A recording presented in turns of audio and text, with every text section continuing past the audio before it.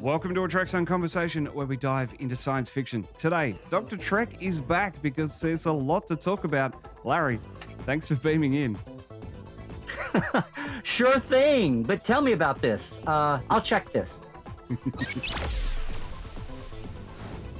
Well, before we get into it, a quick reminder that you can get behind-the-scenes goss and early access to all Trekzone podcasts by becoming a member today. Click the join button on any Trekzone video, go to the trek.zone/support, or put your phone up to the QR code on screen throughout the show. Larry, let's start with the latest news first. Alex Kurtzman. Yeah, sorry, I just came in from the Delta Quadrant. Okay. And they're available. We'll talk about that in a second, but let's start with Alex Kurtzman. Despite multiple reports each week of being fired, he's had a massive contract extension. What do you mean? All we get to do now is just hire and fire and rehire him for another 5.5 years. I think it's brilliant planning. People are going to be so thrilled. No, I think the toxic tube world is just about to be shot down. I think people see the writing on the wall. It was just a matter of time. I mean, aside from being a Next Generation episode, it was like, here's this idea of all these different flavors of Trek on the buffet. And it took a while for that to sink in to people, but I think they're getting it, especially after Lower Decks, especially after Prodigy coming. Oh, we should talk about that later. Yes, we should. We should, and we will, Larry. But Alex Kurtzman, I mean, I'll tell you what, for someone, I don't know how he does it. He obviously does not look at social media because it is such a thing. And as you say, we've got 5 more years of people saying that he's hired and he's fired and he's not going anywhere. And inside sources are telling people that these things are happening. It is absolutely incredible. Okay. Seriously, we say the online world and we say the buzz and we say people are saying, let's do the math. Let's be Spock. Let's be T'Pol. Let's be Data. That's like 10% of the voices out there. And they're all people who are trolling. They're making a buck, or that's just their psych profile is very warped. Most people, most fans, and certainly not the mundane world, certainly not the bean counter ratings world of Suits, they're all thrilled. And if they weren't thrilled, we wouldn't be seeing these things roll out. They were even starting to say, Michelle Yeoh is in another series, and people were saying, oh, there goes Section 31. And Alex was out front saying, no, Section 31 is still very much there. Erica and Bowie's, the work they put in, and I know there are some other scripts that have been written for Section 31. All that work is not going out the window. It's coming. Good on Alex and good on CBS for responding to the positive blow up over Strange New Worlds and moving that up, in the production schedule. But I think they get it, and they're also very cognizant of not burning people out. People were worried about too much Trek, but in this world of 10 and 12 and 13 episode seasons, and not overlapping shows, we've come a long way from the days when even Rick Berman would say, let's not go back so fast, and the old UPN network or whatever were saying, no, pile on more. Let's do 7 at once. But 7 at once, 26 episodes, on top we saw what that did with Voyager and DS9 at the same time, and it wasn't a good thing for the fan base. So it's a different time, a different world, and we're not going to burn out. They're being very smart about it, and they're impressed with the way he's handled it. And Alex he's picked people and let them run their shows, let them command their ships, and he hasn't micromanaged after they've launched. He's there and he has input. But Lower Decks is Mike McMahon's show, and the Hageman brothers are doing Prodigy and down the line. And that's the smartest thing he's done, is pick the people and let them go and just been back. And if Rick had done that, I think we would have been better served in the last era. But anyway, that's why CBS is excited about Alex. Forget what the loud 10% are saying, the trolls. He's doing everything. Have they learned lessons? Yes. Do we have different choices and criticisms? Of course. But he's not blown, he hasn't blown the whole Trek franchise up in disgrace. And it's gotten better and better and better, I think. And all these choices. So, yay. Exactly right. And I think that's the biggest thing as well. We don't give too much credence to all these people. It's fun to laugh at them. But we will move on pretty quickly because that's the joke. It really is quite hilarious that these people think that they the CBS suits that no one knows have been complimenting him about how, for broadcast, for streaming, for animation, for live action, that he's really, his talent apparently is being adept at meeting all these challenges and opportunities of this evolving world that we're all learning how to deal with, right? So exactly. So that's one of the attractions he has. And then he does have his, despite what the toxic tubers would say, he does have an eye and an ear for that, or getting people that will, broaden his own reach. Yeah, exactly right. Well, in an interview, Alex said that work continues on Section 31, as you say, as does a Starfleet Academy series and a Worf comedy. Now, the Starfleet Academy one has been bandied around for ages, but it's that was all going in to the this very notion. first announcement, and they had names announced. Which made names announced by the high-placed rumors in the trades, which meant it was not just somebody dreaming, that there was a lot to it, right?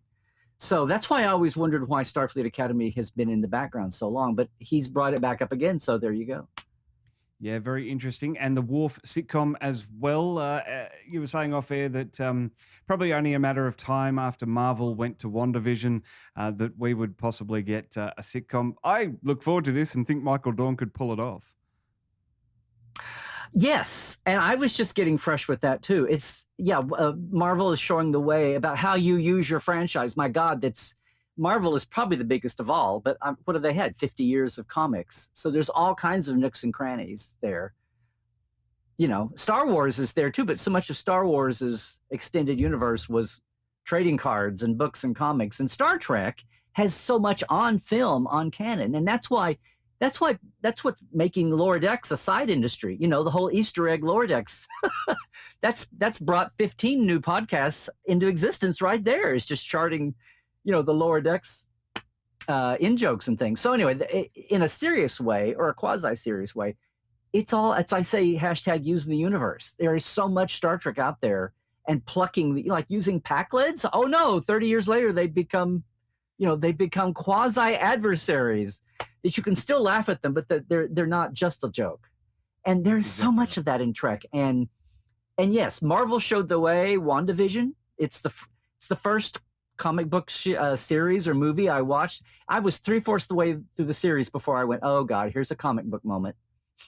It's so comic booky now, but it took 3/4 the way through. And what they did to get you there was so fascinating. And Star Trek can so do that. Now, this Worf comedy is by the writer who wrote The Trouble with Edward, which was very quirky.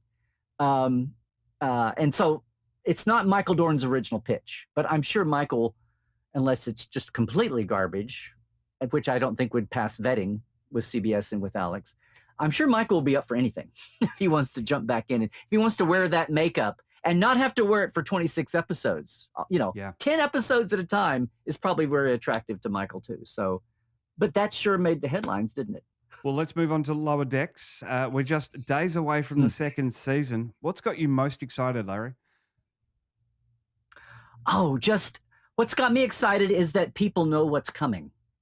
That they've worked on this. That apparently these animated seasons take 2 years, which is amazing to me. But that's like double the live action.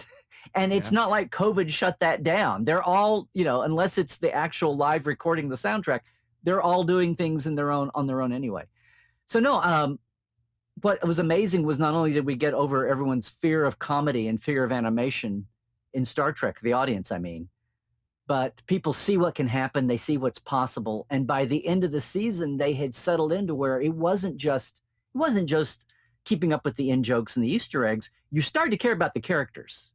You were kind of amazed and shocked that you were with animated characters in a half-hour format going, 90 kilocams a second, that you cared about them, and you did. And now people are hanging on to see what happens. And the fact that they, bringing Riker and Troy and the Titan in was just hysterical. But how awesome is that? And people are just excited to see what's coming up. And, and how many more aliens from the background aliens from the motion picture are we going to see? Or, whatever. People are excited to see all that. And they have a trust that we're going to actually see character work also. So, yes. Exactly. And it's fresh Trek. We've survived the pandemic and Pandemic Plus, and we're getting new Star Trek. So, exactly. August, right. And the world is secure that they're going to get it too. So, now. Exactly. Finally. Well, more Trek alum will be guest voicing too. Robert Duncan McNeil and Jeffrey Combs appear in the trailer. This series is a lot of fun. It's going to be even more fun in season 2. And the Paris plate. Don't forget the Paris plate. The Paris plate. Brilliant addition. Someone on the marketing team is a writer. I think someone like Mike McMahon is savvy about that kind of thing. I wouldn't be surprised they're sitting around thinking of things to throw in and saying, wouldn't it be hysterical if we sold that? And then, oh, look, we are. I can think of 47 things from the first season that should be sold as fan items, and they'd be gone like that. They'd be sold out like that. Yeah. Well, let's get on to Prodigy, and we haven't had too much to whet our appetite until now. We've seen first looks and a teaser. Mhm. You and I aren't the demographic for this one, Larry, but what are your thoughts on it so far? Thank goodness we're not the demographic for it. But as they said in the panel, right, for Comic-Con, it's not just for kids. They're hoping that families are watching, and there'll be some coming of age, kind of themes and moralities in there. But you've got Admiral Janeway's hologram or Captain Janeway's hologram. So there'll be a lot of Starfleet-y, lesson learning there. And it's in the Delta Quadrant, but they've already got a Tellarite character, right? So, Jankum. I kept saying Jaglin, but that's a Uridian. No, Jankum Pog is a Tellarite, which I'm excited to see. He's a teenage Tellarite, so he may not be the most socially adjusted among a species that's not too socially adjusted at times. But you can see how you can almost get a feel for the age group and how they've designed the characters, right?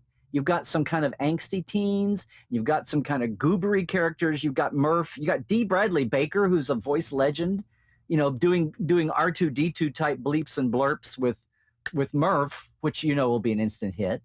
And the whole package is going to be interesting. And to see what the arc is.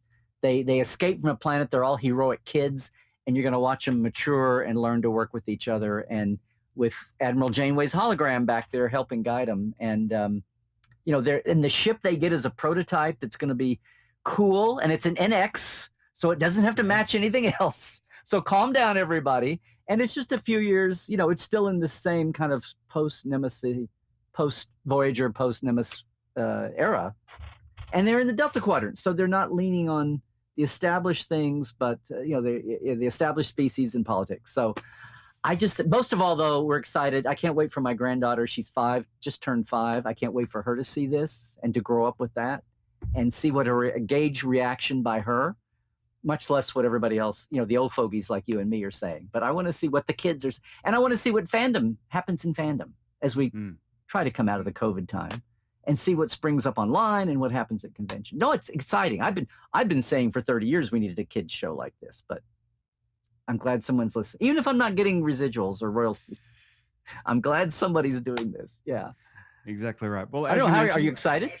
I am very excited for it. I think it's an interesting one. It's a little bit like Clone Wars for me and probably Rebels more to the point in the Star Wars universe, where that was really aimed towards the kids. Then they just suck all the adults in with this storyline that comes along through it that actually holds you as an adult. And I mean, you see it in movies like Shrek and Disney movies these days, of the little subtle things that adults will pick up on and that'll go straight over the kids' heads. I'm hoping that's what we'll see here in Prodigy. That's the best. That's the best of classic. Warner Brothers, Looney Tunes is the best of that. Yes. Where you've got the kids.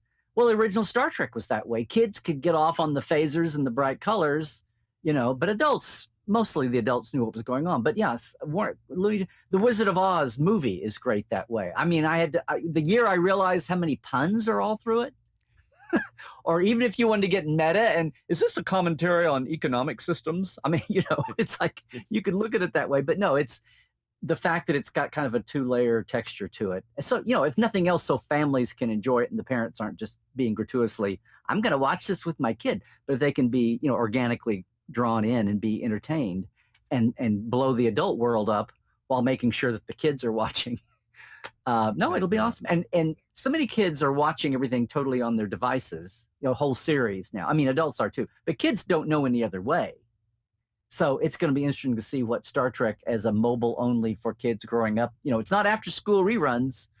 We're way out of that, or Saturday morning, we're way out of that era. So it's going to be interesting to see what happens with Star Trek's first, series aimed at kids watching on their handhelds. Yeah, absolutely. Well, I'm sure there's going to be an explanation in canon on screen for the Alpha Quadrant species in the Delta Quadrant. As you mentioned, the Tellarite there. Where's your headcanon sort of heading with this? Have you formulated any ideas yet? It's been a few years since Voyager returned, so maybe some of the comics and the game, some of the novels have tried to postulate how fast Starfleet sent returning ships out, what kind of propulsion they were using.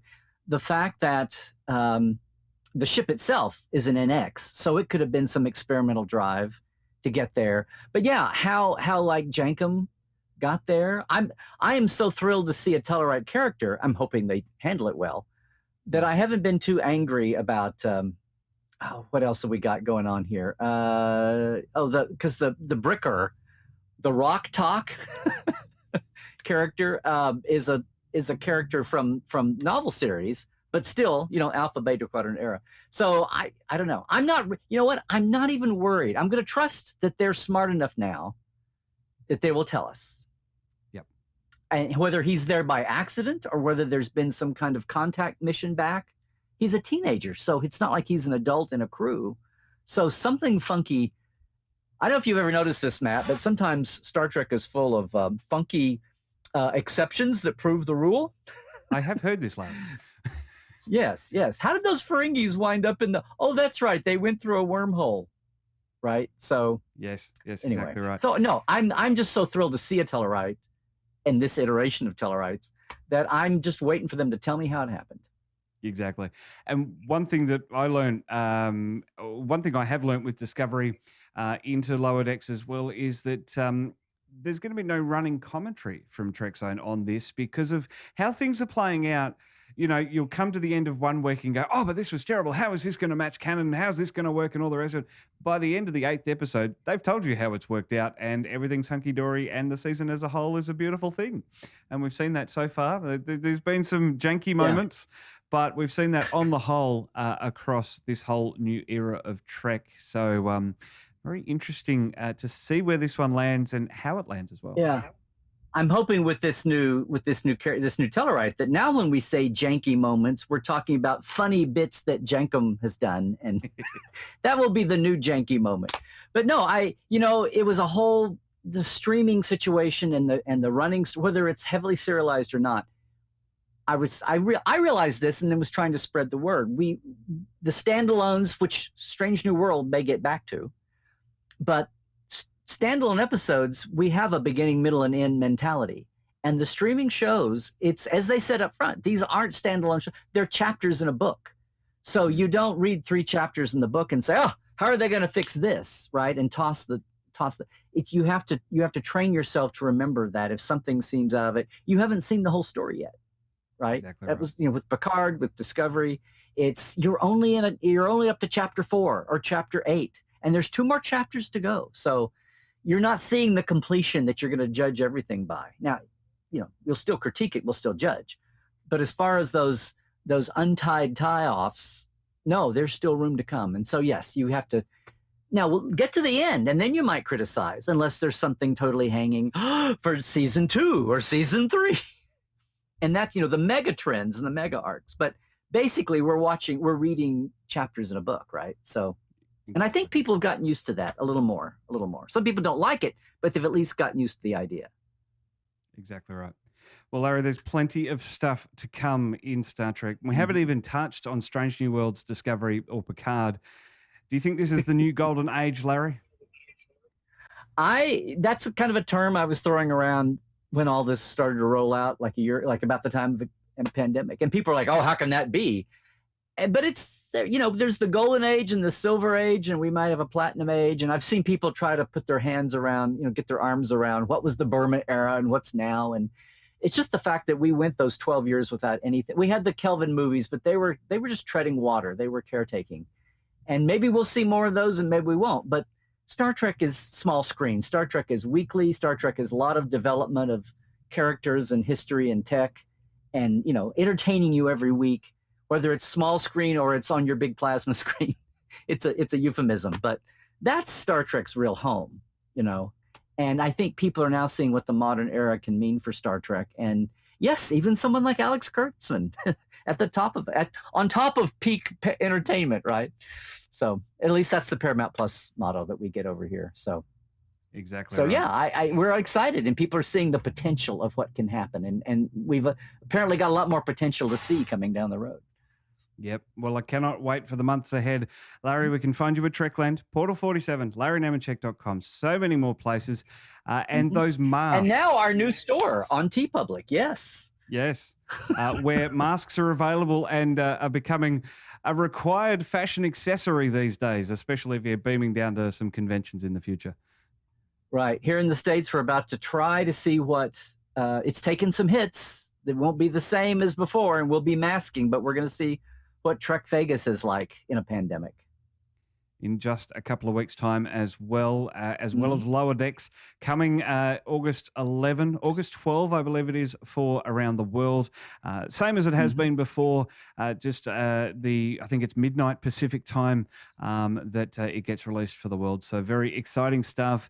Larry, we'll see you again throughout this season of Star Trek. Thanks for beaming in to Trekzone today. Oh, sure thing. Thanks. Trek well, Matt. Keep up to date with Twitter. Catch new podcasts daily on YouTube. Plus, we're beaming to your favorite podcast app 5 days a week. Just search for Trekzone and subscribe.